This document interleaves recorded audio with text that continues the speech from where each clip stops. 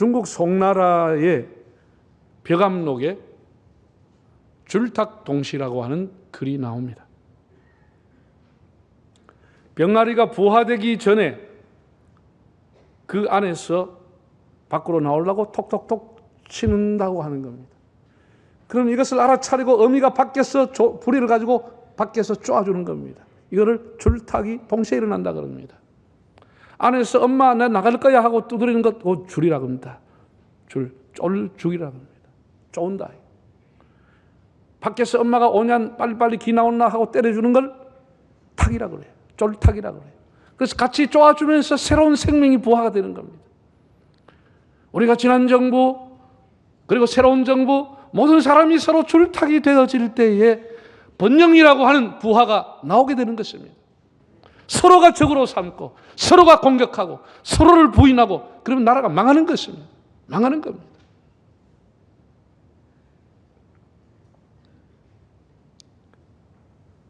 지도자와 국민이 줄탁이 되고 교회에서는 목사와 성도들이 줄탁이 되고 가정에서는 부모와 자식들이 줄탁이 되고 회사에서는 사장님과 사원들이 줄탁이 되고 학교에 공부하는 학생이 줄로 때리면 선생님이 깨워주고 열어주면 이런 것이 요즘 소위 말하는 윈윈이다. 이게 세상 살아가는 이치다. 이것이 서로가 공존하는 그런 길임을 옛 성년들의 글에서 알 수가 있습니다. 우리는 지난 정부뿐 아니라 새로운 정부에 대해서도 고맙게 생각하고 여러분 얼마나 어려운 산적한 국내외적인 문제를 가지고 왔습니까? 격려하고 서로를 무시하지 않고 존중하는 그런 자세가 필요하다고 생각합니다. 오늘 본문은 제가 39년 전에 목사 임직을 했습니다. 1982년도 3월 9일 날 안동교에서 1000명 이상 수많은 가족들이 또 노회원들이 지켜보는 가운데 우리 몇 사람이 목사 안수를 받았습니다. 그때에 저희 은사님이 설교를 하셨는데 바로 이 본문에 나오는 내용을 가지고 내 양을 먹이라는 제목으로 설교를 했는데 그때 그 떨리는 심정, 이 본문을 가지고 제가 수없이 설교했지만 이 본문을 대할 때마다 그때 그 떨렸던 그 광경이 오버랩이 됩니다.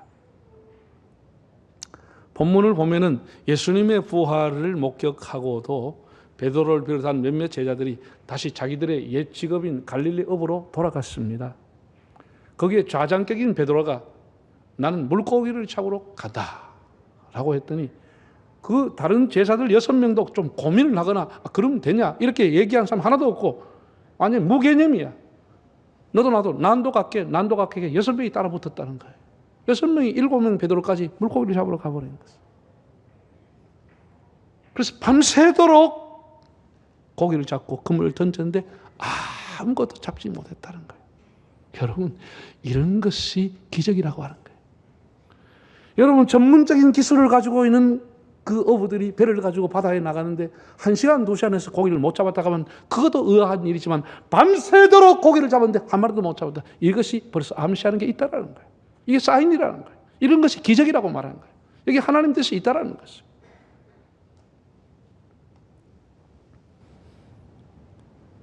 지쳐있는 어수룩한 새벽녘에 예수님이 거기 고기가 있느냐 물었습니다. 그러니까 이때까지도 예수님인 줄 아무도 몰랐다는 겁니다. 고기가 있느냐. 오늘 아침 삶에 지쳐있는 우리들에게 주님이 오셔서 물어보시는 말씀입니다. 너희의 인생에 고기가 있느냐? 얼마나 잡았느냐? 얼마나 벌었느냐? 얼마나 가졌느냐? 주님이 물어봅니다. 예수님은 이미 이렇게 말했습니다. 너희가 나를 떠나서는 아무것도 할 수 없다고 했습니다. 잡힐 리가 없죠. 1953년에 소설 부분 퓰리처상을 수상했던 해밍웨이의 작품인 노인과 바다라는 소설이 있죠. 쿠바의 한 노인이 83일간 바다에서 고기잡이를 했으나 빈손이었습니다. 아무것도 못 잡았습니다. 그러다가 84일째 되는 날 무려 18척이나 되는 그런 청새치를 만나게 됩니다. 마를린. 한 척, 한 자라고 하는 것은 똑같은 단위인데 한 척이 약 30cm 정도로 봅니다. 그리고 18척이라고 하면 5.5m 정도가 되는 엄청나게 큰 청새치를 만나가지고 밤낮 사흘을 사투를 벌려서 결국은 포획을 했습니다. 석 달 고생한 충분한 보상이었습니다. 큰 만족을 가지고 뱃머리를 집으로 향했습니다. 그러나 그 기쁨도 잠시였습니다. 피냄새를 맡던 상어떼가 사방에서 모여와서 청새치의 살을 뜯기 위해서 오는 겁니다. 지금까지는 청새치를 잡기 위해서 사투를 벌였는데 이제는 잡아놓은 것을 지키기 위해서 사투를 벌리는 것입니다. 온갖 고생을 해서 겨우 고향에 있는 해안에 도착했을 때는 앙상한 뼈만 남았다. 그런 얘기입니다.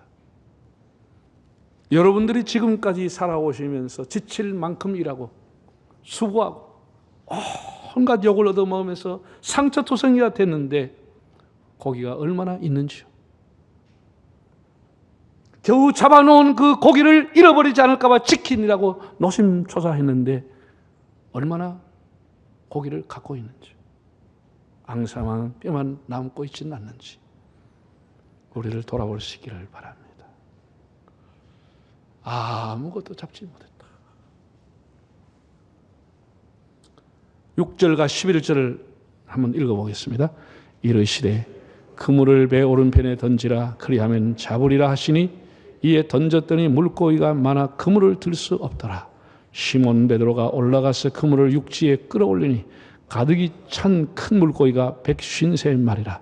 이같이 많으나 그물이 찢어지지 아니하였더라. 자, 이 내용 배 오른편에 던지라고 예수님이 했는데 엄청나게 고기가 많이 잡혀들어서 그물을 들 수 없을 만큼 잡혔는데 들여다보니 큰 물고기 153마리, 방어보다 더 큰 153마리가 잡혔는데 그물이 찢어지지 않았다고 하는 겁니다.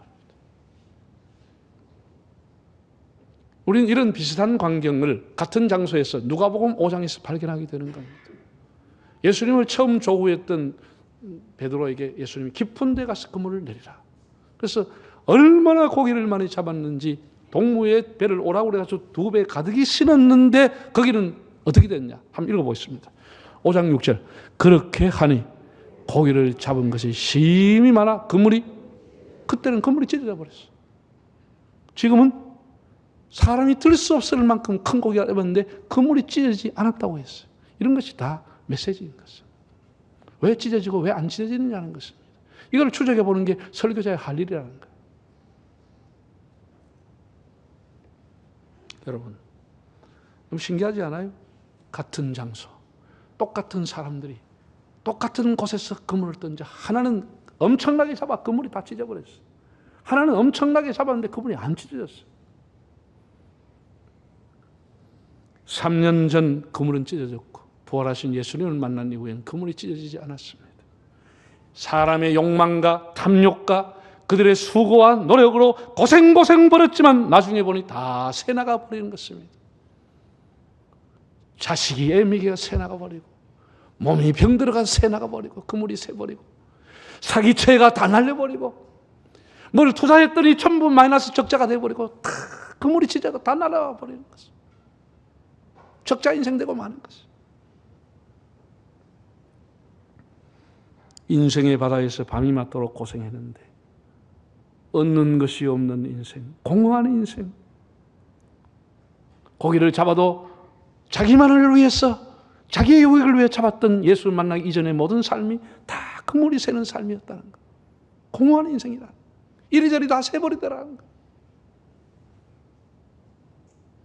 그러나 이제 부활의 주님을 만나고 새로운 명령을 받고 새로운 사명자로 나서게 되면 더 이상의 그물이 찢어지지 않은 인생, 아무리 넘쳐도 더 이상 그물이 찢어지지 않은 인생이 되리라고 하는 것을 우리에게 암시하고 예고해 주고 있습니다. 사람이 많이 벌었는데 그물이 새면 뭐가 필요가 있습니까? 무슨 의미가 있겠습니까? 그건 밑 빠진 독에 물 붓는 거죠. 그게. 우리가 하나님이 기뻐하시고 하나님이 함께 하시려고 하면 우리 사회의 정치의 그물, 사업의 그물, 가정과 자녀의 그물, 기도의 그물이 하나님이 지켜주셔야 되는 겁니다. 여러분,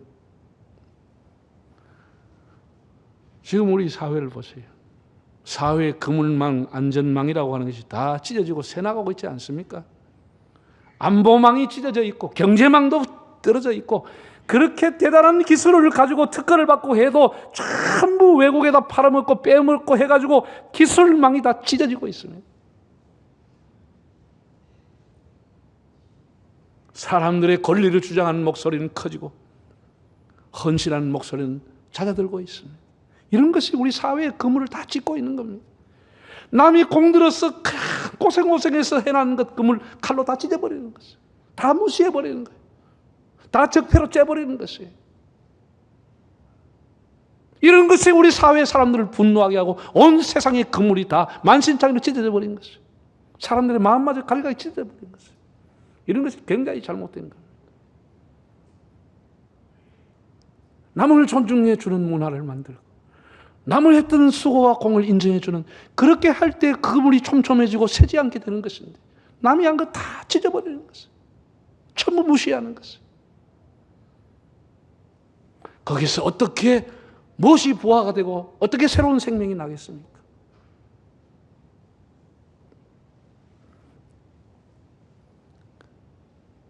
여러분의 가정과 삶이 하나님 앞에 헌신한 우리 교회 여러분의 수고와 충성이 그물이 찢어지지 않는 은혜가 있기를 바랍니다.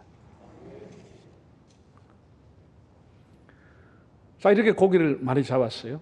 예수님께서 이미 육지에서 제자들이 바다에서 나오기 전에 육지에서 바위 위에서 생선을 다 구워가지고 생선 가져와라, 꼽자, 이렇게 해서 그들에게 초반을 대접했다라는 거예요.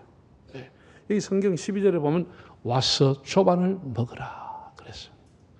이것도 저는 굉장히 내한테는 감동이 됩니다. 여러분, 아이들 키우면서 부모 속 썩이고 애미고 막 돈도 훔쳐가고 막 가출해서 2, 3일 동안 집에 안 오고, 옛날에는 휴대폰 있으면 연락이 안 되고 부모가 애간장을 찾아가지고 온 친구 다 찾아가지고 3일이면 또 걸베거치가 집에 들어왔으면 시자로 막 패고 야단 납니다. 야단 나죠. 그거 가만 놔둘 주모 어디 있습니까? 야단 났는데 그 다음에 말이 중요합니다. 이봐 와서 밥 먹어라. 그러면 용서가 포함되는 겁니다. 밥 먹으라 하는 것은 사랑 정도가 아니고 그냥 용서가 포함되어 있는 겁니다. 예수님이 조반을 와서 먹으라. 이 말의 의미 뭐예요? 다 용서했다는 거예요. 지난날 도망가고 배신했던 거 다 용서했더니 와서 밥이나 실컷 먹어라. 밥 먹어라. 밥 먹어라. 애를 안 먹여서 잘 모르는 모양이네요. 부모를 애 먹이고 자란 사람은 밥 먹으라 하면 다 끝나는 거예요. 그게 다 녹아지는 거예요. 건너와서 밥 먹어라. 그럼 끝나는 거예요. 근데 밥 먹을 때도 밥 먹으라 소리 안 하면 아직도 꽁하고 아직도 뭔가 해결해야 될 게 있다는 거 아니에요? 예? 잘 모르는 모양이네, 그냥. 밥 먹어라. 나는 이 밥 먹으라는 이 말에 굉장히 감동을 받아요. 예. 제자들이 이때 터닝 포인트를 가져온 게 아니냐, 그런 생각을 개인적으로 해왔습니다. 사실 요한복음 20장 지난번 강의에서 끝을 내려고 합니다. 이 성경을 기록한 것은 영생을 얻기 위함이다 하고 끝이 나야 되는데 21장은 부록으로 추가로 기록해 놓은 겁니다. 왜?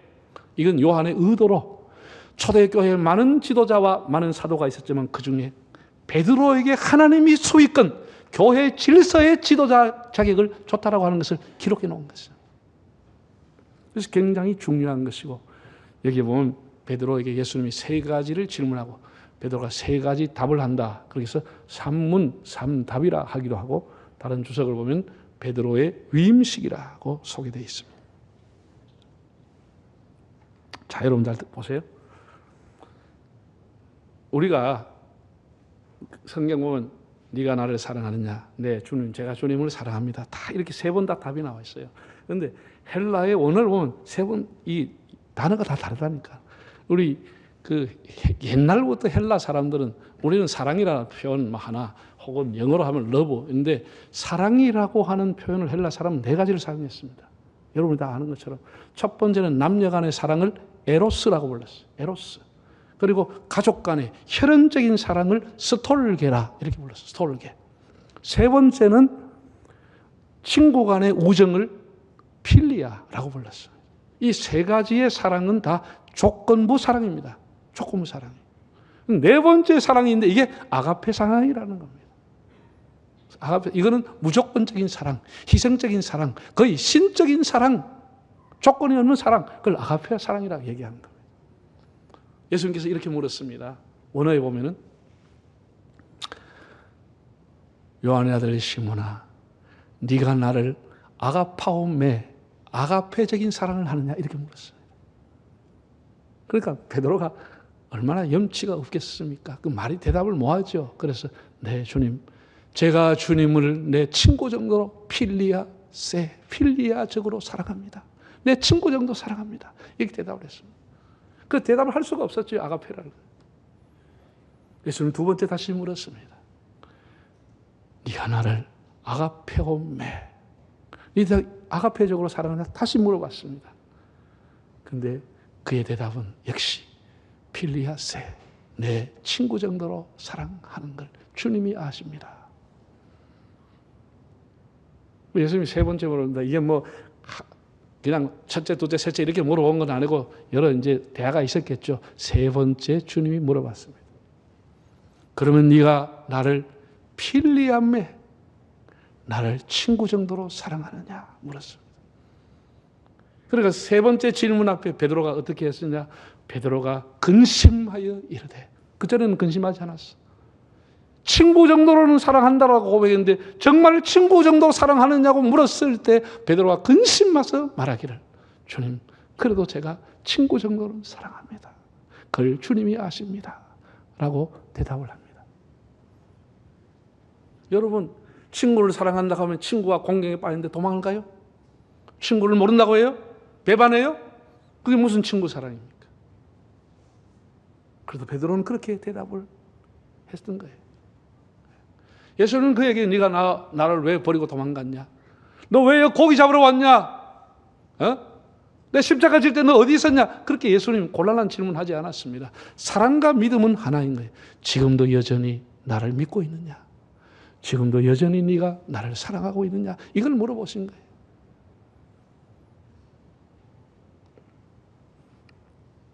그렇게 큰 소리하고 장담하던 베드로는 용기는 다 사라지고 겸손해지고 공손해졌습니다. 제가 주님을 사랑한 줄 주님이 아십니다. 예수는 내가 부인하려고 해서 부인한 게 아닙니다. 제가 정말 귀신이시었는지 세상에 어떻게 내가 주님을 배반할 수 있겠습니까? 어떻게 제가 주님을 떠날 수가 있겠습니까? 제 마음 변함이 없습니다. 하다 보니 그렇게 됐는데 주님 회개합니다. 주님, 그러나 제 친구 정도는 제가 사랑합니다. 제가 주님 길을 따라가고 싶습니다. 이런 마음의 고백을 주님이 알고 있지 않느냐 고백을 한 겁니다. 죄책감으로 머리들지 못하면서도 그는 주님을 사랑한다는 고백을 했습니다. 예수님이 베드로와 대화했던 이 장소에 지금도 가면 갈릴리 바다에 그를 기념하는 바위 위에 교회가 하나 서 있습니다. 화면을 통해 한번 보겠습니다. 이게 베드로의 수위권 교회라는 교회입니다. 갈릴리 바다 옆에 베드로가 내가 주님을 사랑합니다 고백했던 거기에 그 바위 위에 그렇게 예배당이 한 400년 전에 이렇게 세워져 있습니다. 그 내부에 들어가 보면 이런 글씨가 강단 앞에 있습니다. 그 바위 앞에 라틴어로 멘사 크리스티라는 단어가 있는데 이 단어의 뜻은 그리스도의 식탁이라는 뜻입니다. 예수님이 여기서 조반을 대접했다. 멘사 크리스티라고 하는 그런 글이 있고요. 외부에 밖에 나오면 예수님이 베드로에게 네가 나를 사랑하느냐? 내 양을 먹이라 라고 하면 예수님이 베드로에게 양떼를 위임하는 내용의 청동 조각상이 있는데 여러분에게 보일지 모르겠습니다. 어두워서 큰 지팡이를 예수님이 베드로에게 주는 겁니다. 지팡이 보입니까? 네. 안 보이면 할 수 없고 큰 지팡이를 베드로에게 내 양을 먹이라 베드로의 수위권 지도력을 주님이 인정해 주신 그런 내용이 나옵니다. 여러분, 우리 성경을 참 자세히 보면은 여러 가지를 생각이 나요. 요한의 아들 시몬아, 네가 이 사람들보다 나를 더 사랑하느냐, 그렇게 번역이 됐습니다. 여러분이 가지고 있는 성경을 보시면 이 사람들, 거기 앞에 간주일이 나와 있습니다.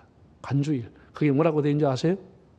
거기 보면은 이것들보다 라고 되어 있어요. 사람이 아니고 사물로 이것들이라고 번역된 사본이 있다라고 소개해 놓았습니다. 그게 무슨 의미지요? 네가 여기에 잡아놓은 큰 물고기 153마리보다도 나를 더 사랑하느냐? 세상에 있는 것들보다 나를 더 사랑하느냐?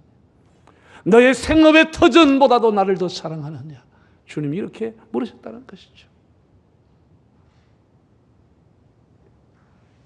예수님은 정말 형편없는 베드로를 아가페하시고 우리 한 사람 한 사람을 지금도 아가페로 사랑하십니다. 조건 없이 값없이 무조건적 희생적으로 십자가에서 우리를 사랑하시고 부활하신 후에 다시 찾아오셔서 질책하지 않고 따지지 않고 다시 기회 주시고 다시 사명을 주시기를 원하는 겁니다. 그 사랑 앞에 베드로는 녹아졌어. 제가 주님을 필리야 내 친구 정도로 사랑합니다. 이 사랑의 고백 이후에 베드로는 결국은 바티칸 어떻게해서 거꾸로 십자가에 못 박혀 죽게 됩니다. 사랑하는 여러분, 오늘 아침 본문에서 예수님은 요한의 아들 시몬아라고 불렀습니다. 예수님은 그에게 이름을 지어줬죠. 뭐라고 지었죠? 베드로, 반석이라는 뜻의 이름을 주었지만 베드로라는 이름 사용하지 않았습니다. 그는 너무나 많이 흔들렸기 때문에 너무나 큰 부담을 가질 것 같았어. 예수님은 그의 옛 이름, 처음 만났을 때 그 이름 요한의 아들 시몬아라고 불러주었습니다. 이 말의 의미는 2000년 전에 우리가 베드로로 보면 안 되고 이 질문은 주님이 오늘 여러분들에게 하고 있는 것입니다. 김씨집의 큰아들아, 이씨집의 큰며느리야, 박씨집의 둘째 딸아, 주님은 오늘 또 이렇게 아침에 우리에게 묻고 있습니다. 내가 주님을 떠난 이후에 얼마나 애통하고 통곡하며 눈물 흘리며 내가 지난 날 후회하면서 내 이런 마음 주님이 아시지 않습니까? 내 앞으로 장래와 미래를 주님 앞에 이제는 맡기고 주님이 가라는 대로 내가 가려고 하는 그 마음, 주님을 따르고자 하는 그 마음을 주님이 아시지 않습니까? 주님이 확실히 알고 있지 않습니까? 이렇게 자기 마음을 들었다는 겁니다. 여러분, 오늘 우리는 주님께서 우리의 마음의 문을 놓고 하실 때에 아멘 하면서 응답함으로써 줄탁 동시에 은혜가 있기를 바랍니다. 나라도 가정도 회사도 교회도 각 부서도 줄탁 동시에 은혜가 있을 때 그물이 찢어지지 않은 은혜를 받게 되는 겁니다. 세상적인 탐욕보다는 주님의 사랑에 감동하는 삶, 헌신하는 삶을 통해서 여러분의 인생의 그물이 찢어지지 않고 큰 백신 3마리의 은혜가 여러분에게 있기를 바랍니다. 여러분, 처음에는 깊은 데가 그물을 던지라고 그랬습니다. 오늘 본문에서 예수님은 배 오른편에 그물을 던지라고 했습니다. 나는 이것도 상당한 의미가 있다고 생각합니다. 주님을 따르는 사람은 한쪽 편을 포기해야만 따라갈 수 있습니다. 좌우에 그물을 다 던져서는 주님을 바르게 따라갈 수가 없습니다. 결국은 예수 믿는 사람은 선택인 것입니다. 다시 우리를 세워주시기 위해서 찾아오셔서 우리를 품어주시고 네가 나를 사랑하느냐고 물으셨던 주님. 우리는 오늘 아침 주님 앞에 주님 제가 부족합니다. 그러나 다시 사랑하겠습니다. 다시 일어서겠습니다. 제가 회개합니다. 주님, 주님을 따르겠습니다. 그런 고백이 있는 아침이 되시기를 바랍니다.